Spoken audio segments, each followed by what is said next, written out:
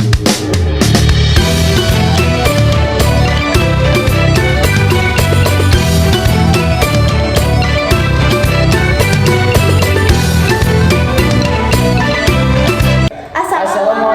warahmatullahi wabarakatuh. Halo semuanya, perkenalkan saya Aulia Anastasia. Saya Salsabila Mutiara. Dan saya Husnan Syadidan Pratama. Kami adalah mahasiswa UIN Sunan Gunung Jati Bandung, jurusan Pendidikan Agama Islam semester 4. Saat ini, kami ada tugas dari salah satu mata kuliah filsafat ilmu, yaitu untuk membuat suatu tugas podcast, dan kebetulan kelompok kami akan membahas tentang ilmu dan kebudayaan. Check it out! Teman-teman sekalian, Aul dan Salsa, dan mungkin teman-teman yang berada di rumah yang sedang menonton sekarang belum tahu karena kita ini berasal dari Universitas UIN Sunan Gunung Jati Bandung.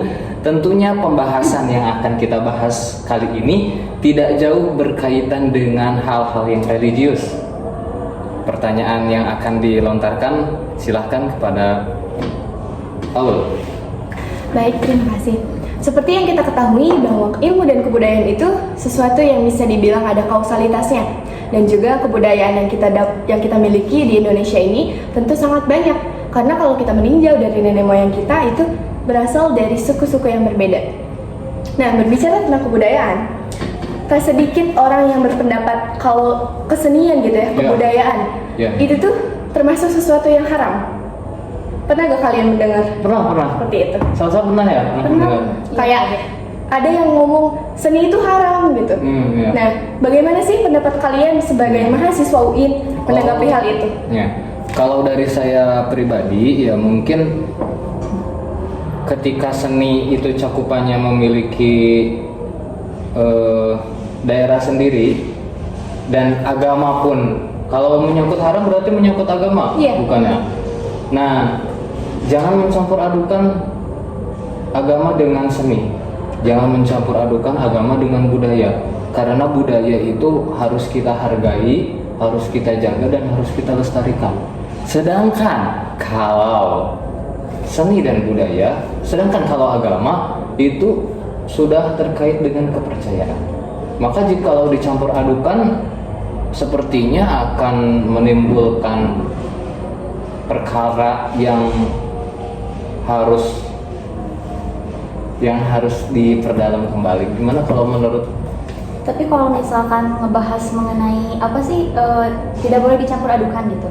Kalau menurut mungkin ya kalian gitu. Kan sekarang tuh banyak kayak misalkan ada yang disebut sebagai kayak hadroh segala macam lah kayak gitu. Kan itu juga disebutnya kesenian ya. Tapi kan secara tidak langsung itu kesenian itu kayak dicampur adukan sama agama, kayak misalkan religius lah gitu. Nah, kalau misalkan menurut pandangan Husnan sendiri, katanya kan tadi tidak boleh dicampur adukan, berarti selama ini kayak hadroh atau segala macam yang sejenisnya itu berarti itu haram juga dong kalau seandainya gitu nggak boleh dicampur adukan. Nah, di sini ini sangat berbeda pendapat. Banyak yang bilang hal-hal yang menyangkut tentang religius itu hadroh kan masuknya kesenian yang membuat agama lebih menyenangkan. Jadi kalau kita bisa mencontoh atau bisa membuat, ada pandangan yang menghalalkan musik, ada pandangan yang mengharamkan juga. Nah, kita harus pintar-pintar ya memilah dan memilih mana yang benar-benar bertentangan dengan agama. Semisalnya ketika adat istiadat dan budaya menyembah nenek moyang, menyembah pohon, itu kan budayanya sudah bertentangan. Tapi kalau seperti hadroh ataupun hal-hal yang menyangkut terkait religius, tapi itu membuat kereligiusan itu lebih menarik, kenapa tidak? Seperti itu. Soalnya kalau kayak kalau menyangkut paut mengenai menarik atau enggaknya, mungkin itu bisa dikaitkan sama pada masa itu penyebaran Islam di Wali Songo ya, kan itu juga pakai seni kan? Iya. Berarti sebenarnya orang-orang yang pandang seni itu haram misalkan dalam Islam, berarti itu tuh kayak orang-orang yang fanatik gitu kan? Ya, yang fanatik buta seperti itu, yang fanatik buta dan tidak melihat terkait pendapat-pendapat orang lain. Seperti Wali Songo kan menyebarkan Islam di Indonesia dengan wayang misalkan ya, terus juga dengan membuat beduk untuk sebagai menyuarakan dan memberitahu waktu sholat. Itu hal-hal yang sebenarnya membantu agama kita. Tapi ada sebagian golongan yang fanatik buta, jadi harus berdasarkan dalil dari Rasulullah. Hal seperti ini tidak ada di Al-Quran kata mereka. Hal seperti ini tidak ada di hadis.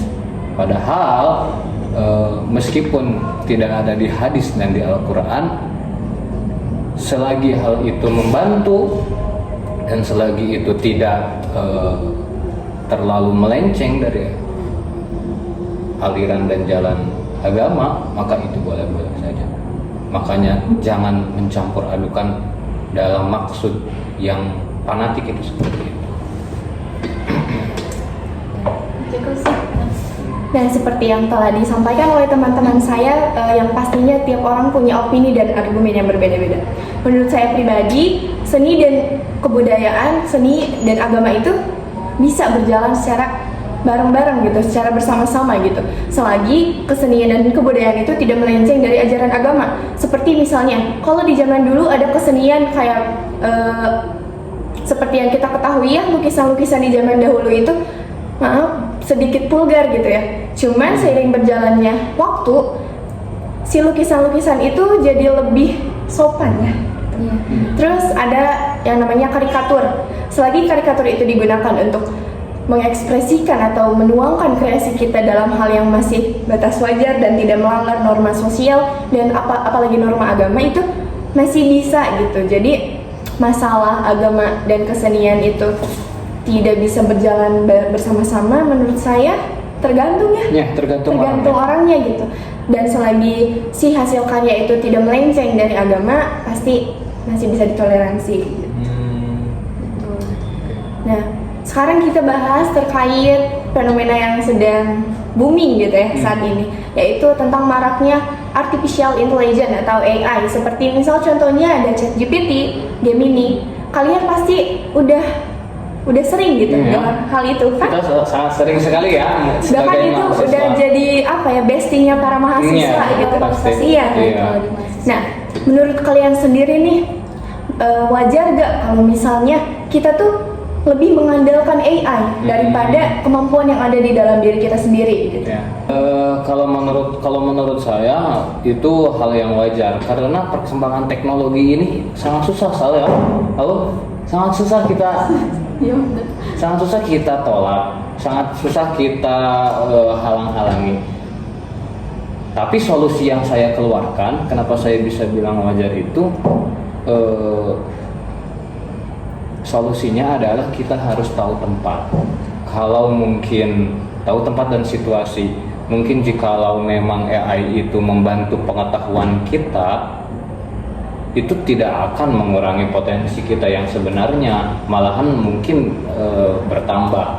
Tapi kalau kita menggunakan terus-menerus sehingga menyebabkan kita lemah untuk berpikir, menyebabkan kita malas untuk mengerjakan sesuatu, nah itu yang membuat masalah. Jadi menurut saya kita itu harus tahu tempat dan situasi mana yang harus kita membuat sesuatu dengan AI untuk mempermudah dan tidak menyebabkan kemalasan. Dan tentunya kita juga jangan terlalu sering ya menggunakan AI itu, karena ya berdampak sangat buruk juga, karena tidak bisa membedakan manusia yang benar-benar pintar dan manusia yang pintar menggunakan teknologi.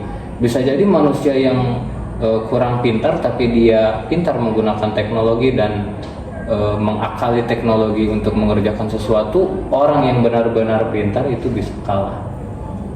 Itu gimana pendapat? Kalau misalkan tadi kayak menyangkut mengenai AI gitu, kan sebenarnya pasti ada kaitannya dong berarti sama tentang fitrah manusia gitu. Kan Allah tuh udah kayak memberikanlah fitrah manusia sebaik-baiknya gitu kepada manusia itu, terkhusus makhluk paling sempurna lah yang Allah ciptakan gitu. Kan ya Allah tuh udah membekali fitrah seharusnya gitu. Dengan adanya fitrah itu manusia itu harus lebih mengandalkan fitrah itu sendiri atau mengembangkan gitu. Nah kan padahal AI itu sendiri juga ciptaan manusia, seharusnya manusia itu sendiri terkhusus umat Islam lah yang umat muslim gitu yang mengetahui citra atau mengetahui mengenai hakikat fitrah gitu.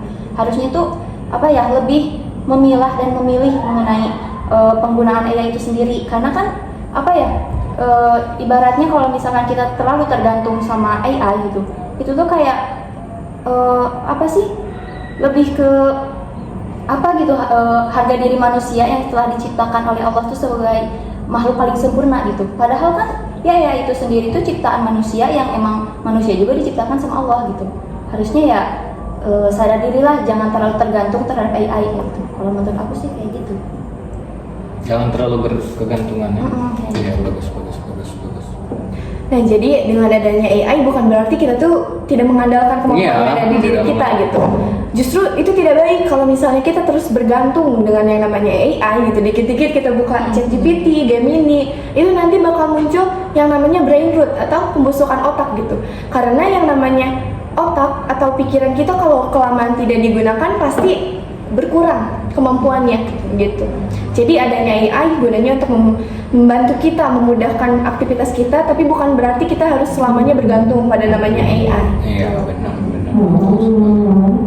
Nah teman-teman, seperti yang telah tadi kalian dengarkan pemaparan dari teman-teman saya mengenai ilmu dan kebudayaan.